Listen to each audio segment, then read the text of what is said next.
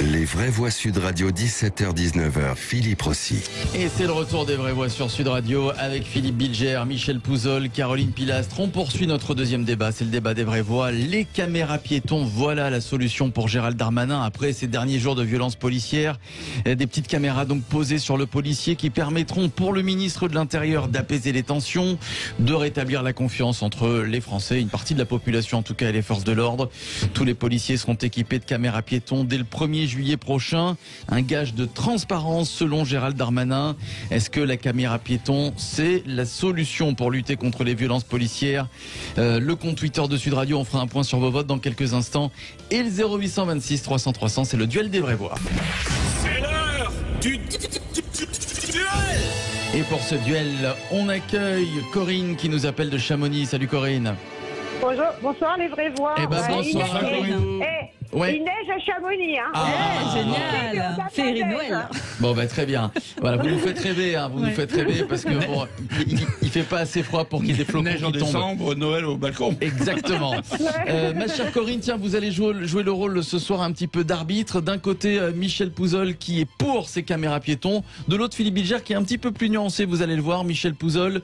Est-ce que ça permettra en tout cas de lutter contre les violences policières? Des petites caméras posées sur les forces de l'ordre? Je ne suis pas certain que ça soit suffisant, mais en tout cas, c'est un outil qui est très efficace. Moi, la première fois que j'ai découvert ça, je vais vous raconter l'anecdote, c'était en Nouvelle-Zélande, pendant la Coupe du Monde de rugby, et je me suis rendu compte qu'en Nouvelle-Zélande, quand vous avez une voiture de police qui s'arrête, il y a 4 policiers qui descendent, et il y a un policier ou une policière qui se met immédiatement à 4 mètres en retrait, et avec une caméra, et elle filme. Et donc, dès l'entrée, dès le premier contact entre la population et le policier, il y a ce témoin neutre qui est là et qui filme. Mais croyez-moi, la première interpellation de part et d'autre, elle est forcément plus courtoise. Le premier contact est de toute plus courtois, entre guillemets, plus civilisé. Peut-être pas la courtoisie, après tout, c'est pas forcément de pair. Pendant quand on contrôle quelqu'un qui est en infraction, peut-être qu'il faut être un peu, pas forcément courtois, mais... Eh bien, moi j'avais été frappé par ce dispositif-là. Il était systématique, en tout cas à Auckland.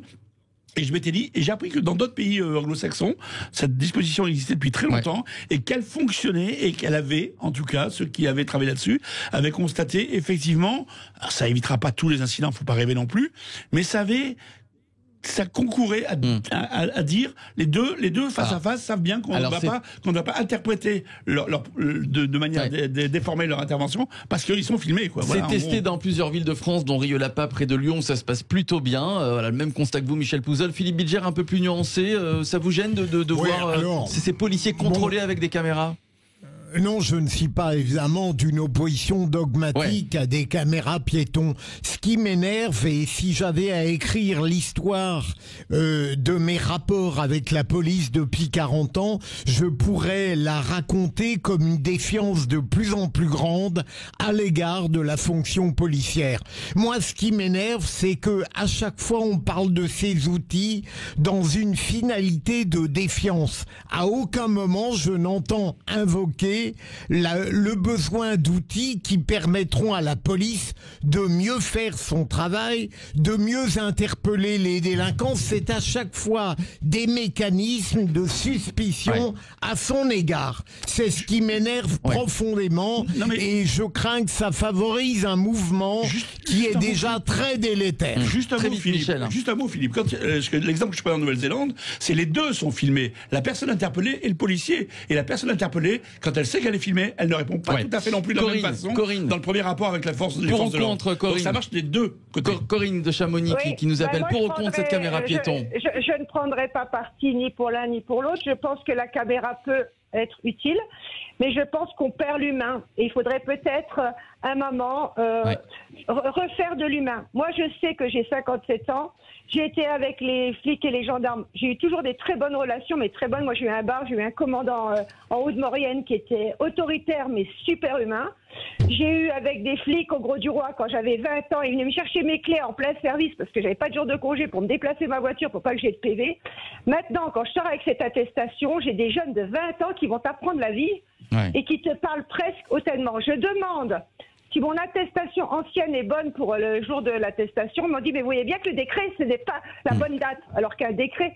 Donc à un moment, il faut remettre de l'humain. Il faudrait peut-être que les chefs aillent sur le terrain, quand il y a des bourdes, que des commissariats comme qui piquent la drogue et qui la revendent et qui tabassent des gens, faudrait les virer quand même, parce que maintenant on vire plus personne. Il y a plein de choses qui se passent, mais on vire personne. Il y a un attentat à la préfecture de Paris, mais on vire personne. C'est la faute à personne. Ouais. Mais la State of Nation, quand vous êtes dans le privé, quand vous faites une connerie, on vous vire.